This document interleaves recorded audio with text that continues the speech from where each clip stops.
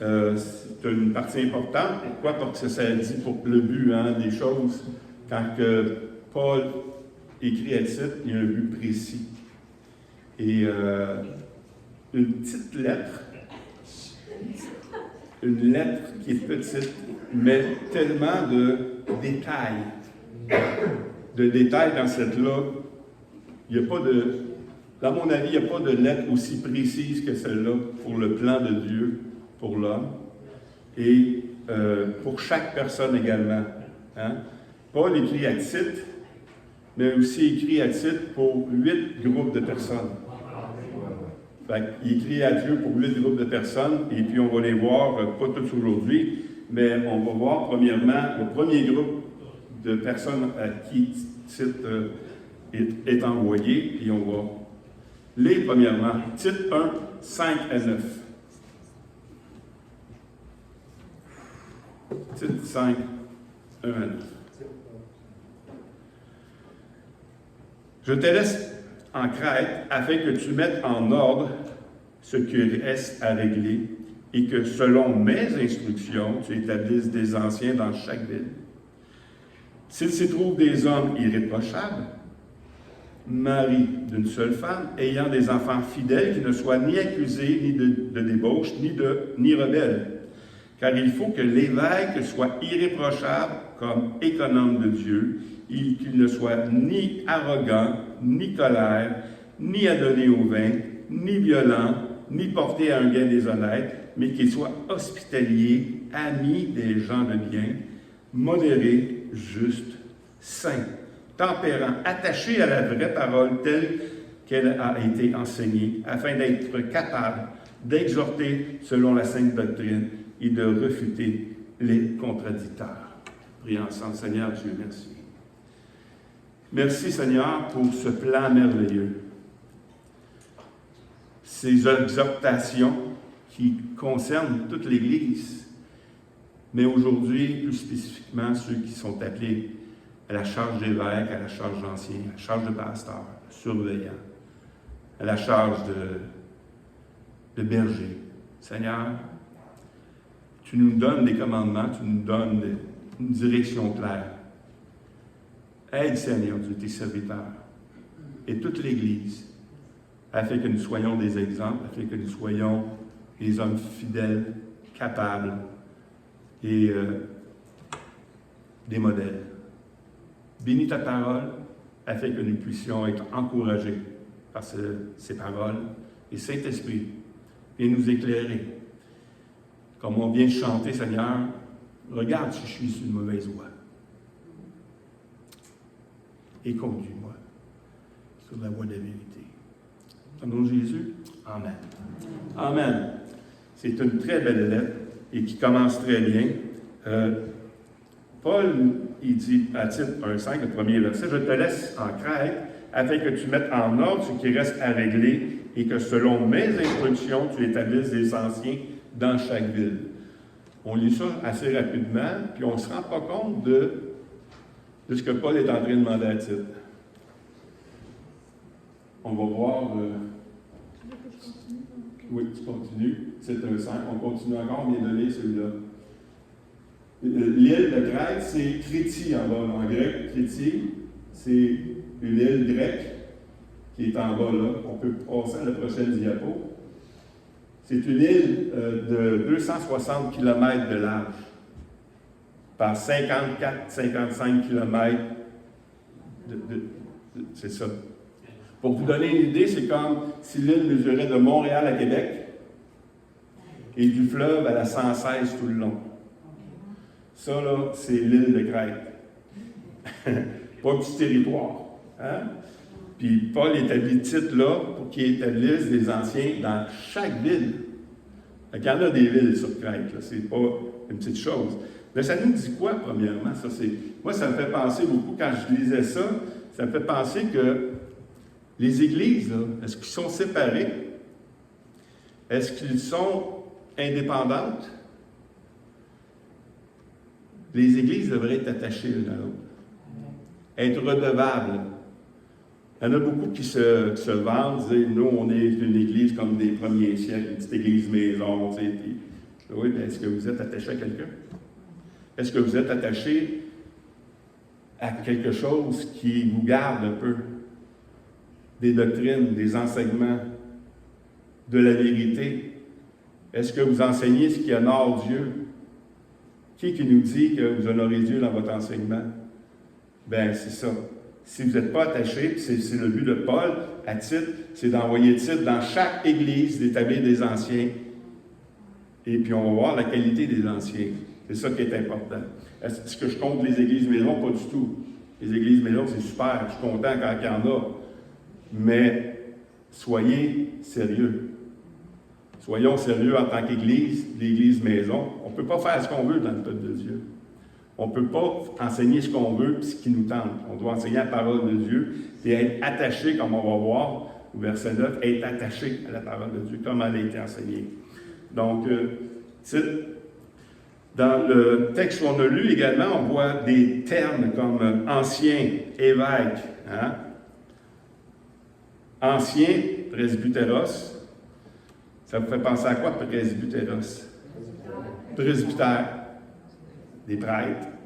Hein? C'est la même chose. Les anciens, c'est des prêtres. On a ici aussi évêque, qui est épiscopos. Épiscopos qui est berger, surveillant.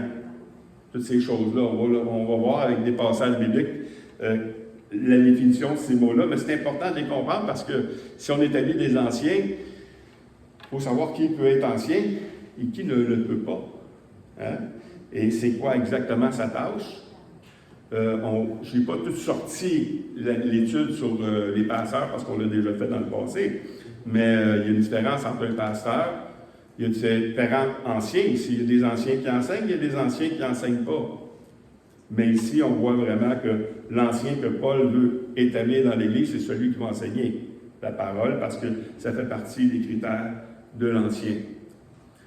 Dans Actes 20-28, il dit « Prenez donc garde à vous-même et à tout le troupeau sur lequel le Saint-Esprit vous a établi évêque pour paître l'Église du Seigneur qu'il s'est acquis par son propre sang. » Le Saint-Esprit vous a établi évêque.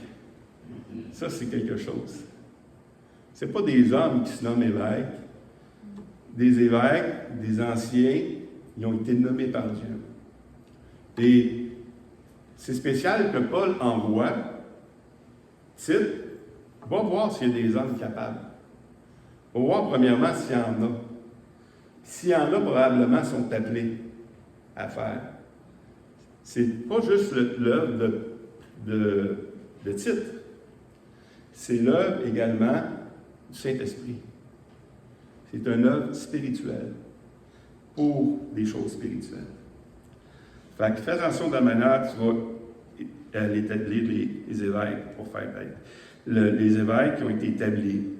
Dans 1 Timothée 3, 1 à 7, qui est l'autre lettre pastorale, il y a les mêmes coordonnées. Il y a beaucoup de choses qui se ressemblent, avec des petites différences, des fois marquées de manière différente également. 1 Timothée 3, 1 à 7, il dit « Cette parole est certaine si quelqu'un aspire à la charge d'évêque. » Wow, c'est quelque chose, ça aussi. Il y en a beaucoup, j'entends beaucoup de témoignages de personnes qui disent « Moi, je n'étais pas appelé à être évêque, je ne suis pas appelé à être pasteur. » Puis c'est comme s'il était forcé d'avoir été mis là, tu sais. C'est des témoignages. Puis il y en a d'autres ici qui aspiraient à la charge d'évêque. Ils aspiraient à quelque chose pour servir davantage le Seigneur. Fait que c'est pas vrai que celui qui aspire, il ne l'est pas, puis celui qui aspire pas, Dieu l'appelle. Dieu appelle tout le monde. Mais celui qui aspire, il désire quelque chose d'excellent. Ça veut dire qu'il faut qu'il se prépare. Ça veut dire qu'il doit se viser un but particulier dans sa doctrine, dans sa manière de vivre, dans toutes ces choses-là. Cette parole est certaine, si quelqu'un aspire à la charge d'évêque, il désire une œuvre excellente. Il faut donc que l'évêque soit irréprochable. Déjà là, vous en connaissez? On ne peut plus nommer d'évêque. Il n'y a plus d'évêque aujourd'hui. Il n'y a plus d'anciens aujourd'hui. Non, irréprochable, c'est quoi? C'est qu'on ne peut pas lui faire des reproches. par rapport à ça, par rapport à tout ce qui suit, par rapport à ce qui s'en vient. Un homme irréprochable, ça n'existe pas. Mais on vise à ça. On a comme but de ça. On a la vision d'aller là. Chaque personne, même s'il ne vise pas à être un ancien, doit avoir ce même modèle de perfection qu'il est donné au pasteur. Mari d'une seule femme, ben il y a des hommes qui ont plus qu'une femme. Mais lui, il est disqualifié. Il n'y a plus le temps.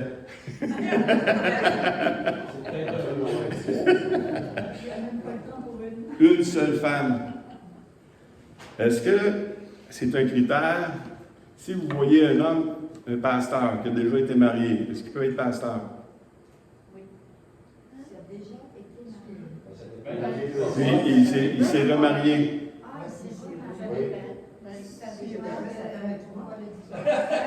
Il y a un gros mot ici, ça dépend. Il y a toutes sortes de... C'est du cas par cas. Il ne faut pas devenir à un point tel que, oh, ça là, il faut tout suivre ça. Il faut que tous tes enfants soient... Tu sais, puis... Non. Dieu agit par la grâce. Il fait grâce à l'homme. Et puis, par Clermont-des-Chênes, un excellent pasteur. Pourtant, il a été divorcé, remarié. Il y a des raisons. On ne peut pas. Et puis souvent, il y a des hommes mal affermis qui aimeraient mettre de l'ordre dans l'Église puis qui condamnent des hommes qui ne devraient pas condamner. Condamnent des femmes qui ne devraient pas condamner. Il faut faire attention à ces choses-là. Il faut y aller avec sagesse, il faut y aller cas par cas. Et puis, surtout, ne pensez pas que vous êtes au-dessus des organisations pour dire qui peut faire quoi. Si l'organisation décide que oui, c'est parce qu'eux, ils ont examiné la situation. Donc, ne jugez de rien. Et on va vivre par la grâce, on va vivre par la foi. Régler dans sa conduite. Hospitalier, ça c'est un terme hospitalier qui revient dans le titre également. Hospitalier. Hein? C'est pas l'hôpital. Non, c'est vrai qu'une gang de malades s'en vient ici. Mais hospitalier, c'est recevoir les gens, accueillir les gens. Accueillir les gens, mais dans différentes sortes, ça on va le voir un petit peu plus loin. Propre à l'enseignement. Ça veut dire quoi? C'est qu'il a une certaine connaissance, qu'il est capable d'enseigner. Il y a des buts qui s'en viennent également pour ça. Il faut qu'il ne soit ni adonné au vin, ni violent. Hein? On va définir ça encore plus loin. Mais indulgent, pacifique, désintéressé. Il faut qu'il dirige bien sa propre maison et qu'il tienne ses enfants dans la soumission et d'une parfaite honnêteté. Car si quelqu'un ne sait pas diriger sa propre maison, comment prendra-t-il soin de l'Église de Dieu? Il ne faut pas qu'il en soit d'un nouveau converti, qu'il ne soit un nouveau converti de peur qu'empli d'orgueil, il ne tombe sur le jugement du diable. Il faut aussi qu'il reçoive un bon témoignage de ceux du dehors, afin de ne pas tomber dans l'opprobre et les pièges du diable. Donc, c'est les mêmes choses, pas nouveau converti, et qu'il y ait un bon témoignage des gens du dehors. Parce que c'est facile d'avoir un bon témoignage au niveau de l'Église. Dimanche. Moi, je vois l'Église le dimanche. C'est assez facile d'avoir un bon témoignage, tu sais. Mais avec qui tu travailles? Avec ta famille? C'est là que le test, il faut passer le test. C'est pour ça qu'il parle qu'il y a des enfants, mais c'est drôle qu'il identifie également cette caractéristique-là des enfants et de l'Église. Est-ce que les enfants doivent être soumis? Est-ce que vous êtes soumis au pasteur? Diane a dit non. Ça dépend. Ça dépend. C'est ça. Moi, on n'a pas une autorité sur les gens. On a une autorité pour les gens. La même chose sur nos enfants, on a une autorité pour nos enfants et non sur nos enfants jusqu'à un certain âge. c'est pas dur d'être soumis à un frère lorsque lui il est soumis. Soyez soumis les uns aux autres. Ça fait que quand je vois un serviteur, toi de mon frère, puis je t'aime au bout, c'est sûr que tu ne m'approches pas de manière orgueilleuse et en voulant me bardasser. Ça fait que, oui, je suis soumis quand tu me parles parce que je retourne réfléchir à ce que tu me dis. Si tu m'as repris ou m'adressé un peu, là, C'est ça. faut que je réfléchisse. Oui, on est soumis. Mais on ne peut pas obliger. Alors, Tu sais, nos enfants, on les élève, on ne peut pas les obliger. Dans le temps, peut-être, dans le temps de l'Ancien Testament, dans le temps de Jésus, même qu'un enfant qui était pas facile pouvait même le lapider. OK? C'est quelque chose, là. Est-ce que tu peux faire ça aujourd'hui? Est-ce que tu peux le taper aujourd'hui?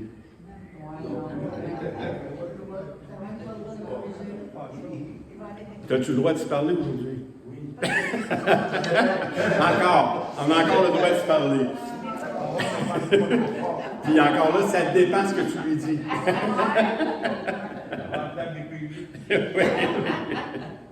Un autre passage.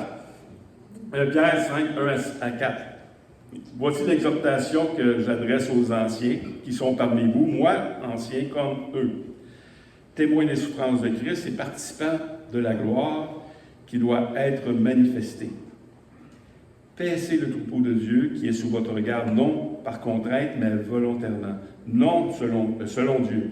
Volontairement selon Dieu. Non pour un gain sordide, mais avec dévouement. Non comme dominant sur ceux qui vous sont échus en partage, mais comme étant les modèles du troupeau.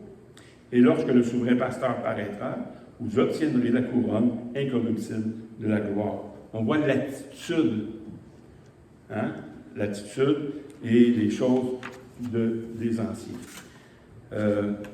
Titre 1,6, deuxième verset. Si quelqu'un trouve, s'il s'y trouve quelques hommes irréprochables, mariés d'une seule femme, ayant des enfants fidèles, qu'ils ne soient ni accusés de débauche, ni rebelles. Hein?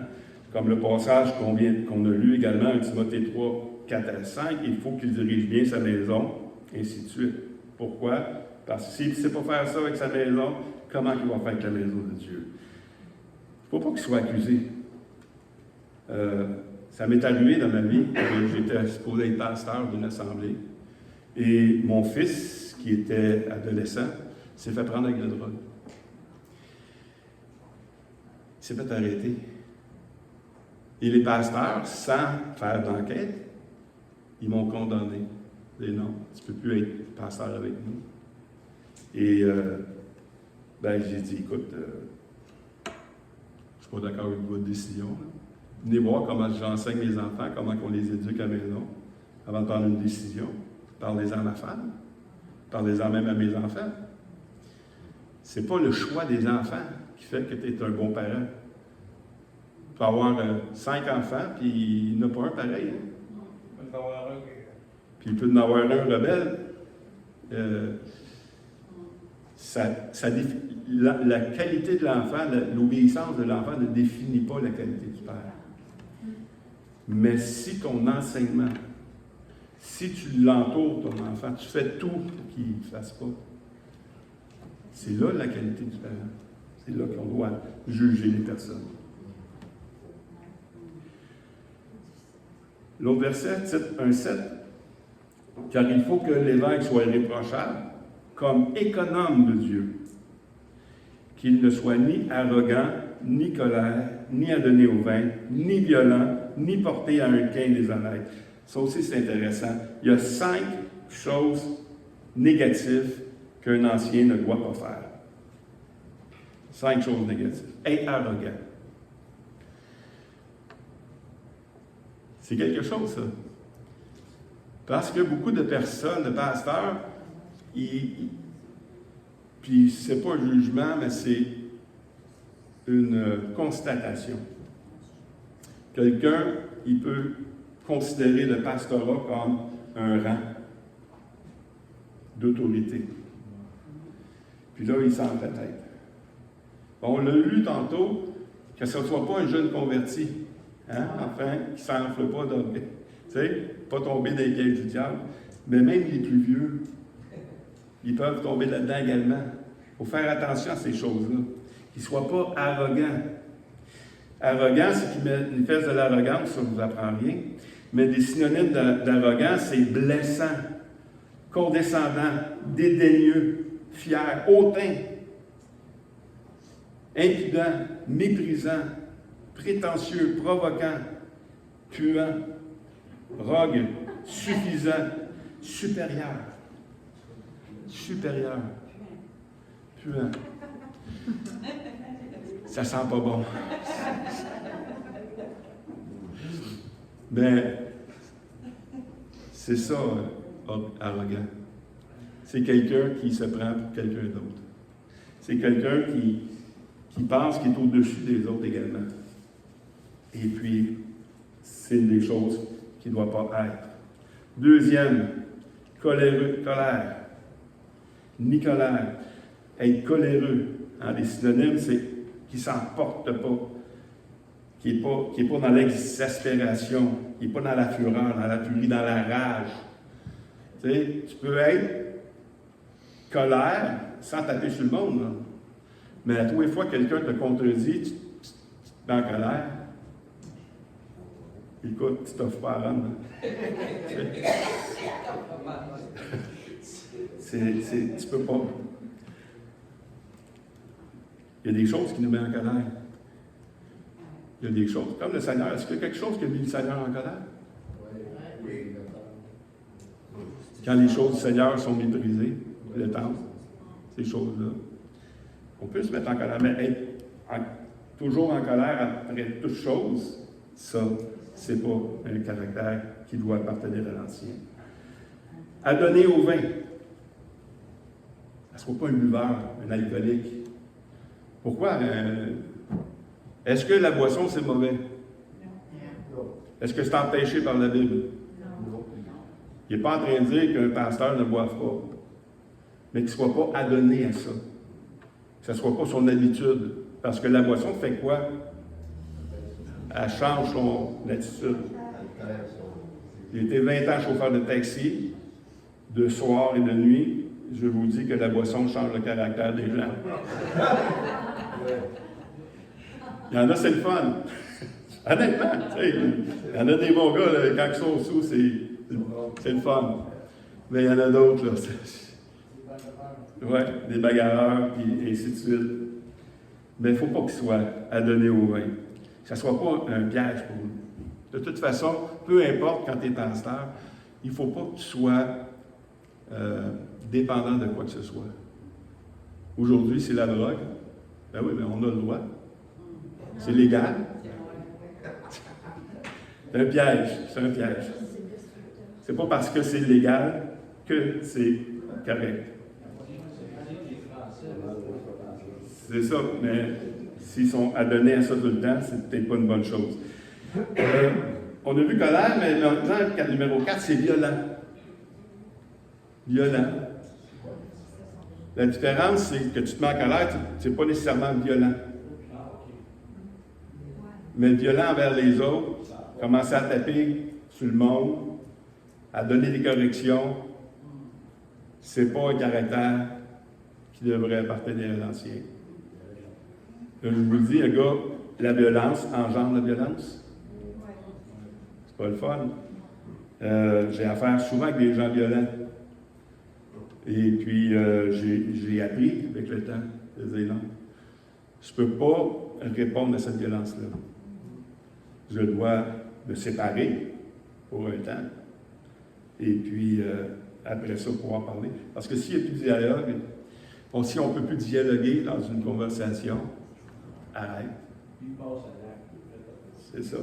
Tu sais, je pense souvent à Pasteur Jeff qui aimerait imposer les mains. C'est pas qu'il est violent. Ben, il est violent dans sa tête. Mais il ne passe pas à l'acte. C'est comme être colérique. Tu sais. Oui, il y a des choses qui me choquent, c'est sûr, ça me choque. Mais en même temps, ça ne contrôle pas ma vie. Puis je n'essaie pas de contrôler celle des autres. Tous ces traits de caractère ont une nuance qui est soutenue. C'est que colère, quand quelqu'un est en colère, c'est que sur 7 jours, il est 6 jours en colère. Oui, c'est ça. te parle pas d'un gars que par mégarde il s'est mis en colère parce qu'il a été bafoué, puis Non. il a blessé, et tout, c'est ma colère. Non, c'est ça. Par, Tout ça, là, c'est de manière soutenue. Là. Sinon, tout le monde s'est mis en colère un jour. ben oui, ben oui. Touche à mes enfants. Ah oui, c'est ça. C'est un de mes enfants. Je peux me mettre en colère. Touche à vie. Ça se peut que je sois violent aussi. Même peut-être. Ça peut arriver.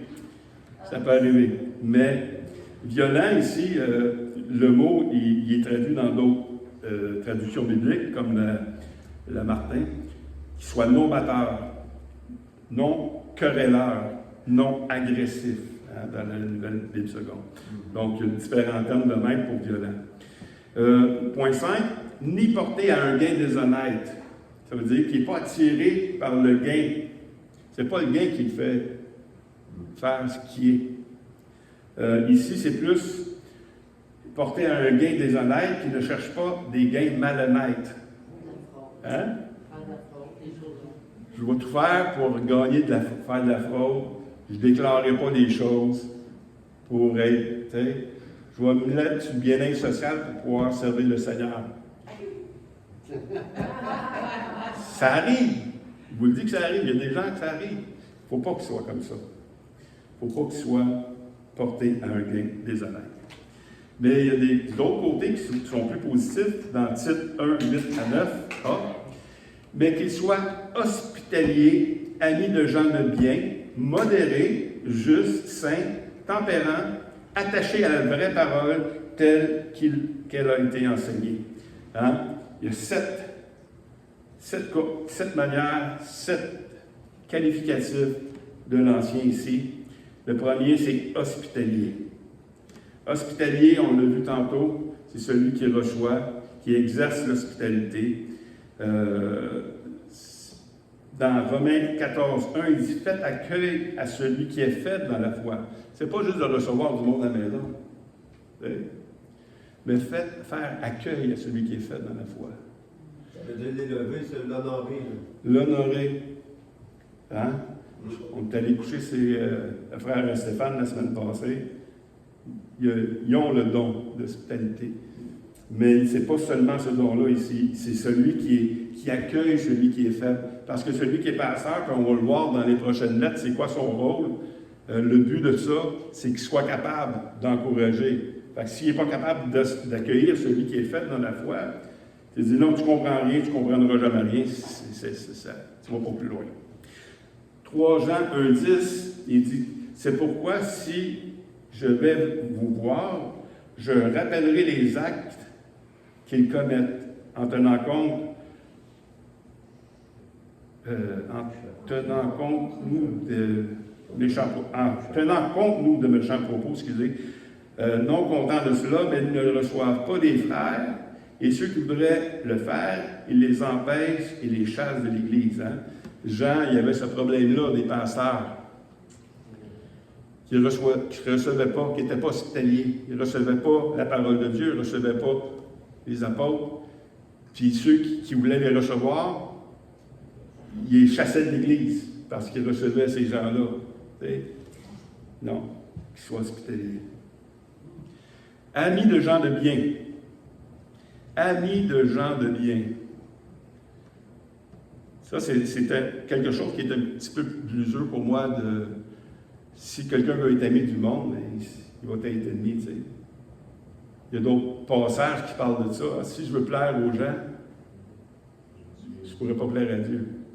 Dans le sens que si tu prêches la parole de Dieu, ça ne plaît pas aux gens. C'est pas de ça ici qu'il parle. Amis de gens de bien, on va le voir dans 2 passages dans la parole de vie ici. Il doit bien recevoir les gens qui viennent chez lui, hein, et aimer ce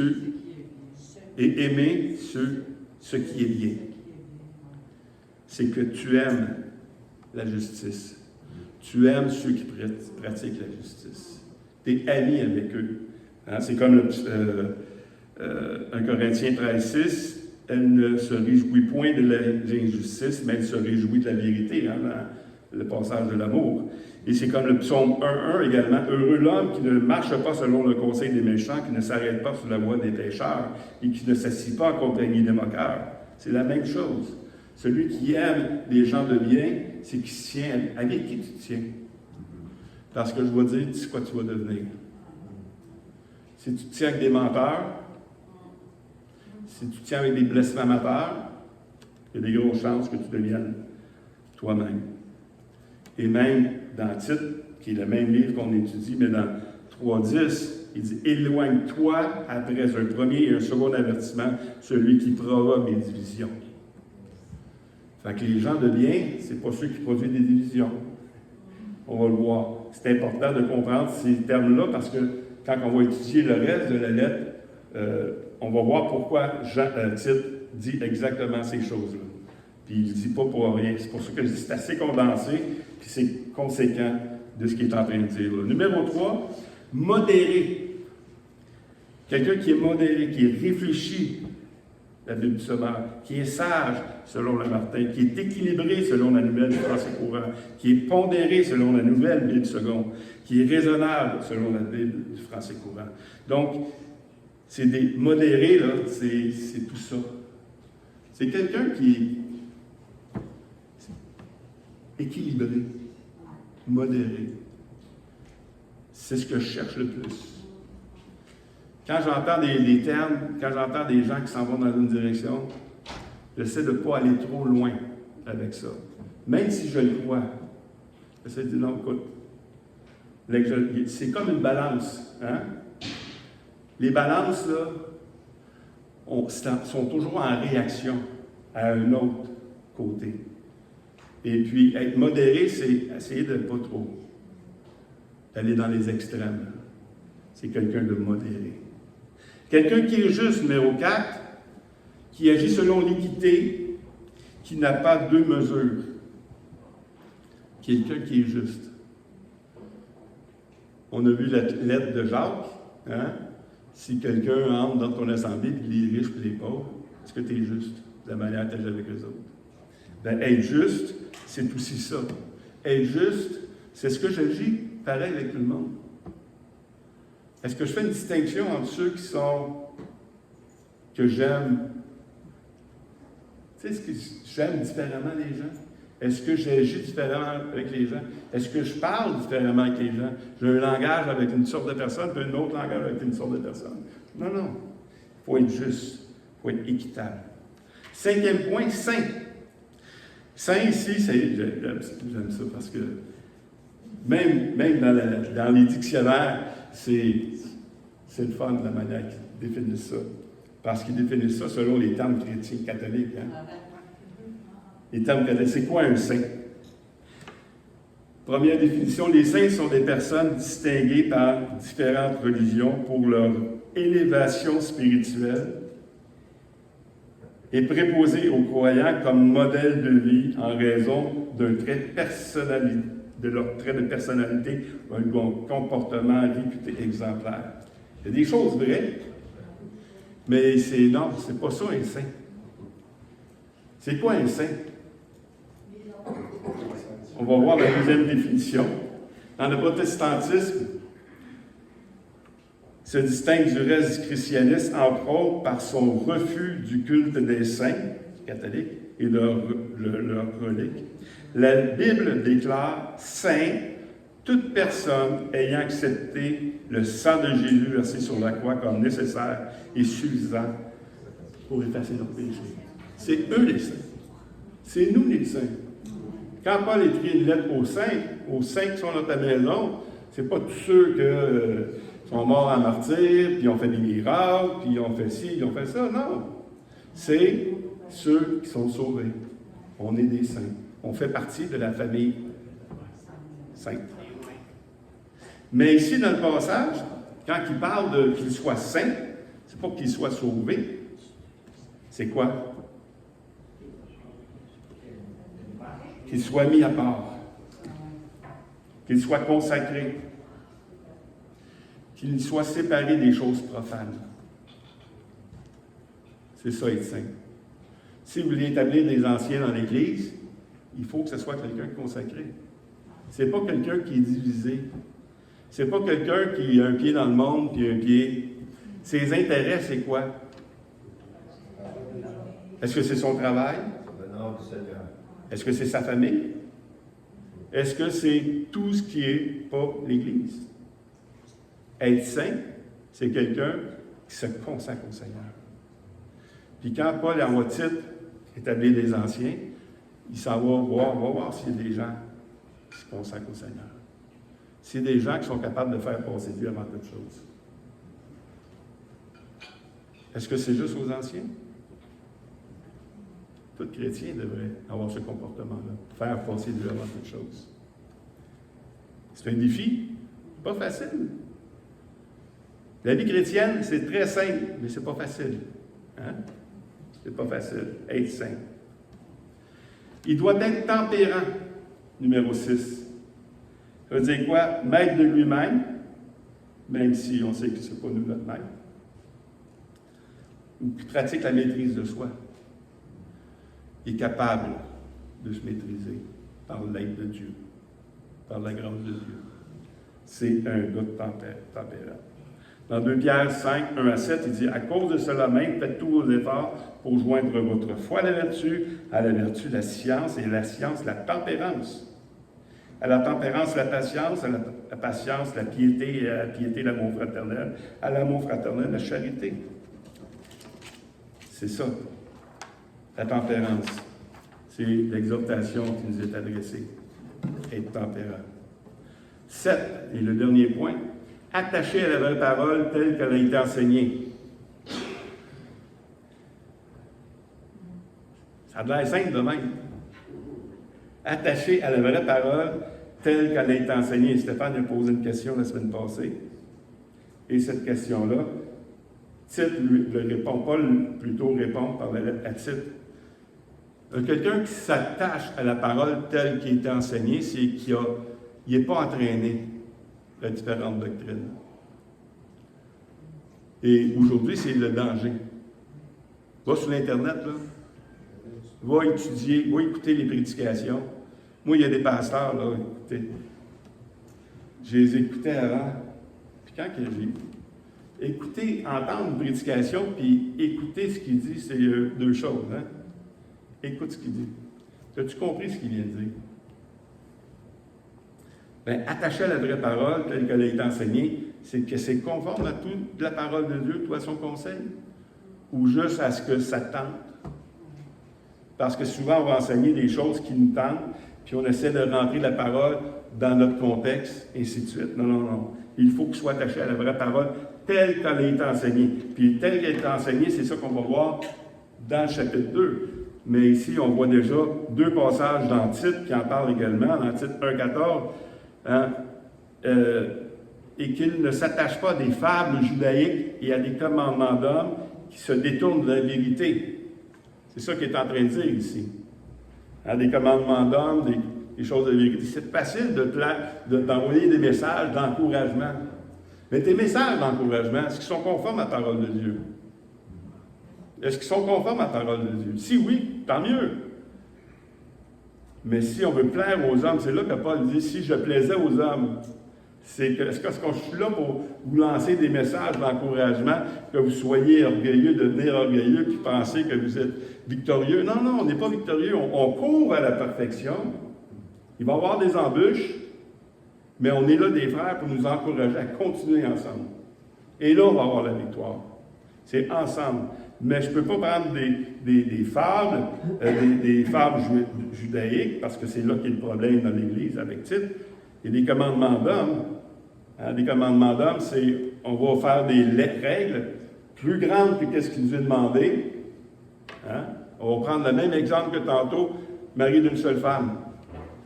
On vient de condamner bien des pasteurs. Si on prend des commandements d'hommes, si on ne respecte pas, et si on ne va pas avec une logique également. Tite 2.1, pour toi, dis ces choses qui sont conformes à la sainte doctrine. Tite aussi est appelé à dire des choses conformes à la sainte doctrine. Et le verset 9b, et c'est sur là qu'on va finir, afin d'être capable d'exhorter selon la sainte doctrine. Première chose, Être capable d'exhorter selon la saine doctrine. Est-ce que tu es capable de défendre ce que tu enseignes avec la parole de Dieu? Ou, à cause de ton autorité, tu vas dire, c'est ça qui est ça. C'est moi qui parle ici. Non. Si je ne suis pas capable de défendre ce que je dis avec le reste de la parole de Dieu, mon enseignement, ça vaut ce qu'elle vaut. Hein? Il faut être premièrement capable d'exhorter selon la saine doctrine, mais aussi de refuter les contradicteurs. Les contradicteurs, ils font quoi? Ils savent la parole de Dieu aussi, mais dans leur contexte. Ils sortent un texte du contexte pour faire ce qu'ils veulent. Refuter les contradicteurs, c'est qu'ils ne veulent plus vivre selon la parole de Dieu. Ils ne veulent plus vivre selon tout le conseil de Dieu. Ça devient une secte. Ça devient une secte. Et c'est ce que le but de tout ce que Paul a dit à Tite pour l'Ancien, afin d'être capable d'exhorter selon la sainte doctrine et de refuter les contradicteurs, c'est ce que Tite va faire dans les 7 prochains groupes. Ces 7 prochains groupes-là, ça va être intéressant. Par chaque groupe est particulier. Et autant les personnes âgées, les femmes, et toutes ces personnes-là qui vont suivre, ils ont des exhortations à recevoir, les jeunes gens, les femmes. Et c'est pas selon Sylvain. C'est pas l'Évangile selon la Bible parle. C'est l'Évangile selon la parole de Dieu qu'il faut enseigner. C'est elle qui est la parole de Dieu. Et c'est pour ça que tous ces caractères-là, caractéristiques-là qui est attachées aux anciens, doivent être mis de l'avant. Alors, ce n'est pas une situation si facile. Hein, il y avait un pasteur, je ne me souviens plus, à Terrebonne, c'était comment il s'appelle le pasteur du Baptiste là-bas? Louis Bourque, qui était un des professeurs que j'ai eu. Il dit, si tu t'en vas comme pasteur, tu rentres dans le ministère de Moïse. Tu veux faire sortir ceux qui veulent rester, puis tu essaies de garder en dehors du monde ceux qui veulent y retourner. L'Église, c'est ça.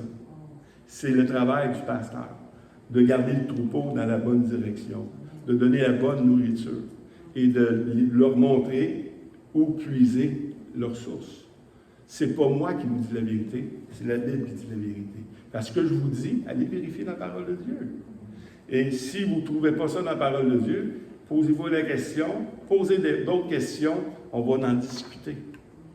Et souvent, j'ai à discuter des opinions, bien, allons voir ça. Tant qu'on reste dans la parole de Dieu, on peut aller ensemble. Mais si un des deux parties ne veut plus aller dans la parole de Dieu, puis est borné dans son opinion, c'est plus une bonne idée. Ce n'est pas une bonne chose. On est en division.